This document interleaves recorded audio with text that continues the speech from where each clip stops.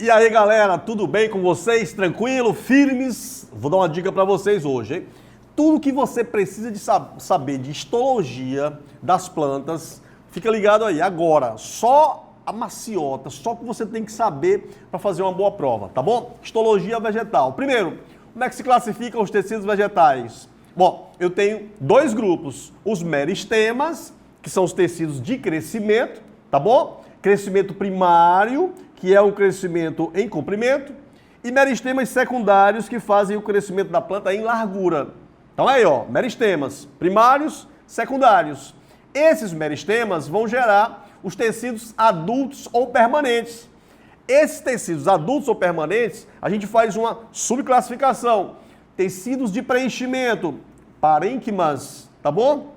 Guarda isso aí para você. Tecidos de revestimento da planta. Tem a epiderme e o suber.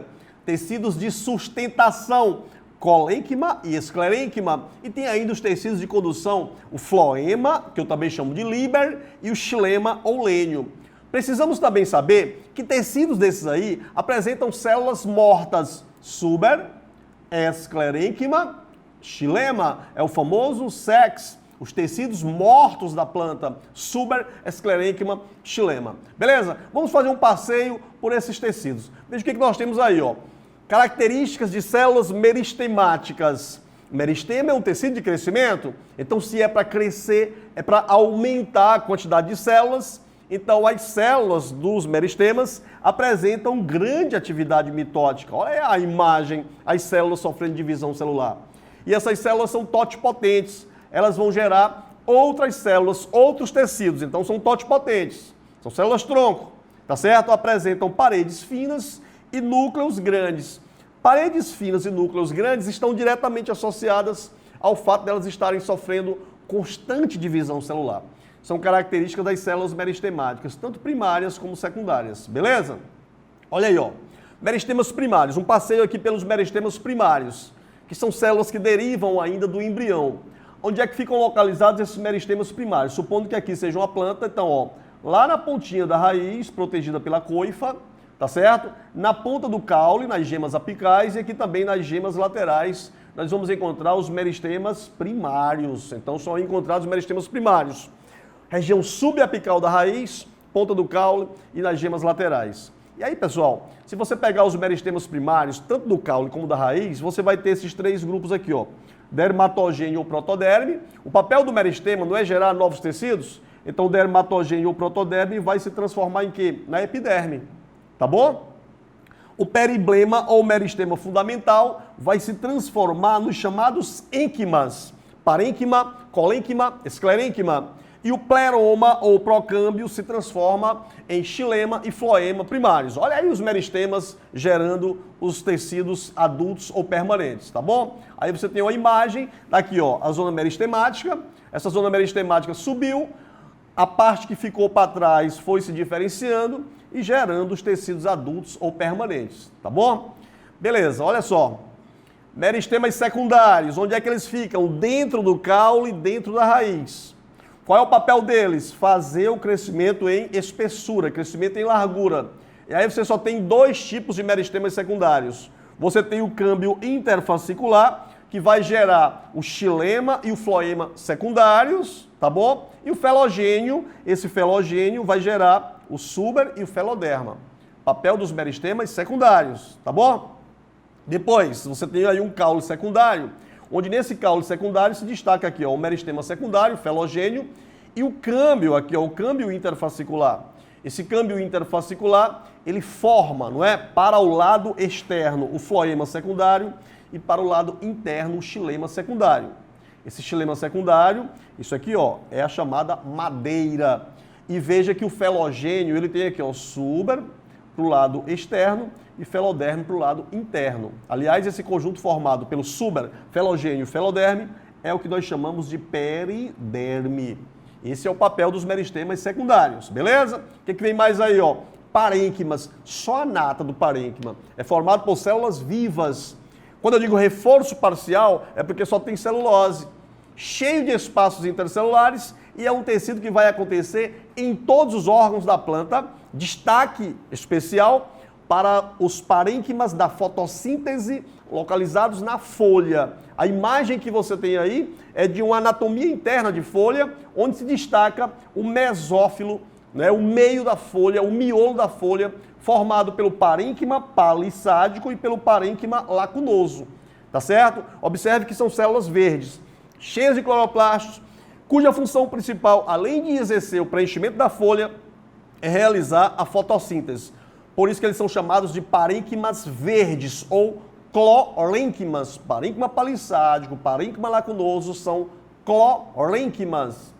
Parênquima de síntese, ou parênquimas assimiladores, ou parênquimas de fotossíntese, mesma coisa.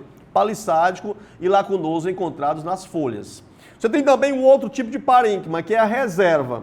Existem parênquimas, como os das batatas, que são ricos em amido. Então são chamados de que? Parênquimas amilífero, armazenadores de amido. Tem nas cactáceas muita água no interior dessas plantas. Então é um parênquima aquífero. E tem nas plantas aquáticas muito ar, para garantir a flutuabilidade da planta. A planta precisa ficar em cima, como o aguapé. Então, parênquimas de reserva, amido, amilífero, água, aquífero, aerífero ou aerênquima. Essas aí são as variedades de parênquimas. Vamos lá para o outro tecido, qual é? Revestimento. No revestimento você tem a epiderme, que é um tecido completamente aclorofilado, com células achatadas e bem ligadinhas umas nas outras, né? São células justapostas. Revestimento. E vai ocorrer naquelas partes mais jovens da planta, uma folha, uma flor, tá certo? Um caulezinho verde, uma semente jovem, é isso aí. Você tem o revestimento do fruto, isso aí tudo é epiderme. Legal? A epiderme é um dos tecidos que mais tem função na planta. Primeiro, serve para proteger a planta. Olha aqui, ó, a cutícula na folha. Essa cutícula aqui, ó, a cutícula impermeabilizante, para reduzir o volume de transpiração. Acúleos, que você encontra como caules da roseira, são pontiagudos para repelir inimigos naturais, né, os chamados predadores. E tem também pelos ou tricomas em folhas, não é? Esses pelos ou tricomas em folhas, que estão associados com desvio de raios solares, para evitar assim um superaquecimento da folha, e também com a proteção contra a transpiração, tá? Então a epiderme faz proteção, a epiderme faz absorção, tá certo? Lá nos pelos da raiz, pelos absorventes da raiz, escamas e velames de plantas epífitas, porque não são plantas parasitas, elas vivem apoiadas em outras plantas sem sugar, elas absorvem umidade do ar através de escamas e velames, e tem também a função da secreção, que você vai encontrar nas pétalas, não é? Papilas e nectários. Papila para produzir o odor e nectários, como o nome já diz, para produzir o quê? Néctar. Beleza? Na epiderme da folha também você vai encontrar os famosos estômatos.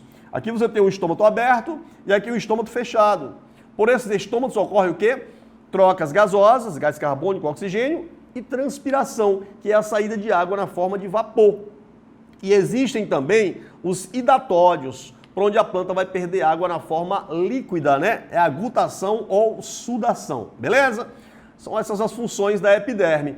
Depois vem o súber, cortiça ou felema, que é um tecido morto, ele faz parte do sexo, não é? O súber, ele é cheio de suberina na parede. Por isso que é um tecido morto, leve, cheio de ar, tá bom? E ele faz, então, a proteção mecânica, amortece as pancadas, os choques mecânicos, e faz também uma proteção térmica. Além de que, nesse súber nós vamos encontrar microaberturas chamadas de lenticelas. Lenticelas por onde ocorrem as trocas gasosas, tá bom? Proteção mecânica e térmica e trocas gasosas, função do súber, cortiça ou felema, beleza? Olha aí a sustentação. A sustentação é formada por dois tecidos, colênquima e esclerênquima. O colênquima é um tecido vivo, clorofilado, verdinho. É um tecido flexível, mole, naquelas partes mais moles da planta, tá certo? Olha aqui, ó, flexibilidade. Por quê? Porque esse tecido ele não tem lignina. Lignina é aquele polissacarídeo que deixa a estrutura bem dura, tá certo? Ele não tem lignina. As células apresentam apenas espessamento de celulose, como você pode ver aí, ó. Nas regiões angulares você tem espessamento de celulose. Nas áreas em que você não tem muita celulose, tá? É aí que ocorre a flexibilidade do tecido. Então o colênquima é um tecido mais jovem, flexível, verde, mas dá sustentação, tá bom? E o outro é o esclerênquima, que é exatamente o contrário do colênquima. O esclerênquima é um tecido mais consistente, mais duro, porque as paredes do esclerênquima são o quê? Paredes lignificadas. Então é um tecido morto, é resistente, tem lignina, e esse tecido tem dois tipos de células. Células longas, que são as fibras, e células menores, que são os esclereídeos, ou esclereídos, tanto faz, tá bom? Então, o esclerênquima é tudo o contrário do colênquima. Aqui é um tecido morto. Se ele é morto, ele não tem cloroplasto, então é um tecido aclorofilado e é um tecido resistente. Ele dá sustentação mecânica àquelas partes mais consistentes da planta, tá bom? Esclerênquima, duro, resistente, tem muita lignina, é um tecido morto, beleza? E por último, os tecidos de condução. Olha aí, ó, tecidos de condução são dois, o floema ou liber. Floema ou liber, que você precisa saber.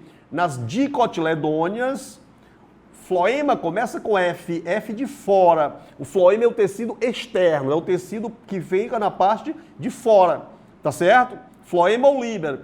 E a condução de seiva elaborada, que vai acontecer normalmente das folhas para a raiz, através dessas células aqui, ó. São as células crivadas. Então, eu vou estar falando de floema, na hora da prova eu tenho que lembrar, ó, mágico, é externo, é por fora. Quais são as células? Células crivadas. Condução de seiva elaborada da folha para a raiz. Morreu? Beleza? Qual é o outro? Xilema. Xilema é um tecido morto, lignificado. Quais são as células do xilema? São os elementos de vaso, aqui ó, os elementos de vaso e traqueídeos. Por onde passa a seiva bruta, a condução da seiva bruta. Como o xilema é lignificado, ele tem a função de conduzir a seiva bruta e também dar sustentação mecânica, tá? Então o tecido tem dupla função, condução da seiva bruta e sustentação mecânica. Sabe o que cai muito na tua prova também, sobre tecidos de condução? Isso aqui ó, o anel de Malpighi. Olha só, quando você faz um cintamento aqui, no tronco, na base do caule, isso é uma dicotiledônea. Então as folhas ficam impedidas de transportar a seiva elaborada para a raiz. Se a seiva elaborada não passa para a raiz murcha, a raiz vai morrer.